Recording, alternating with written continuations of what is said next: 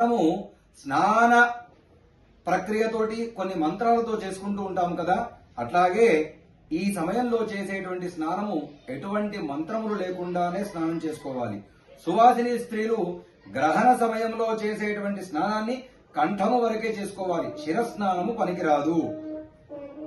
జాతాశౌచ మృతాశౌచాల యందు కూడా ఉన్నటువంటి వారు కూడా గ్రహణ స్నానాన్ని తప్పకుండా చేసుకోవాలి.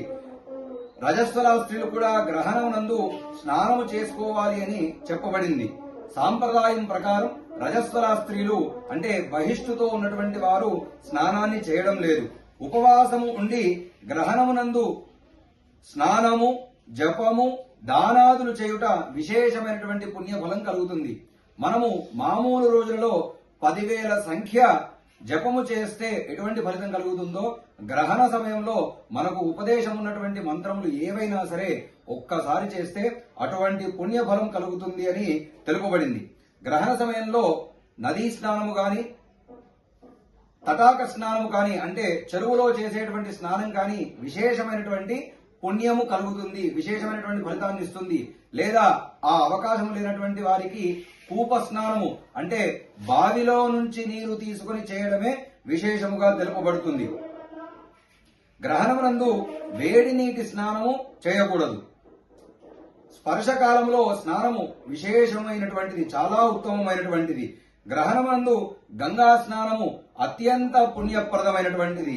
ఒకవేళ గంగా స్నానము చేయడానికి అశక్తులైతే అక్కడి దాకా వెళ్ళలేనటువంటి వారు ఎవరైతే ఉంటారో మనము చేసేటువంటి నదిలో గాని, మనము చేసేటువంటి చెరువు దగ్గర గాని గంగామాతను తలుచుకుని స్నానం చేయడం ద్వారా అటువంటి పుణ్య ఫలాన్ని కూడా మనము పొందిన వారం అవుతాము. గ్రహణ ప్రారంభంలో శావాశౌచము, గ్రహణం పూర్తి అయిన తర్వాత జాతాశౌచము కలుగునని స్మృతుల యందు చెప్పబడింది. కావున ఆ ఆశౌచాలు పోవడానికై తప్పకుండా పట్టు స్నానము, విడుపు స్నానాన్ని ఆచరించుకోవాలి.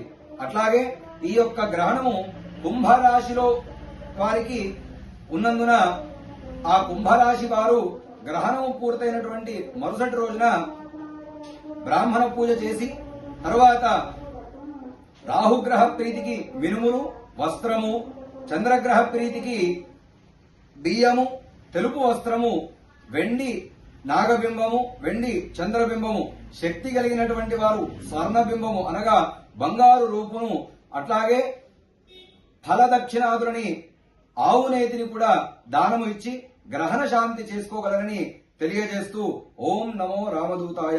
సర్వే జనాః సుఖినో భవంతు.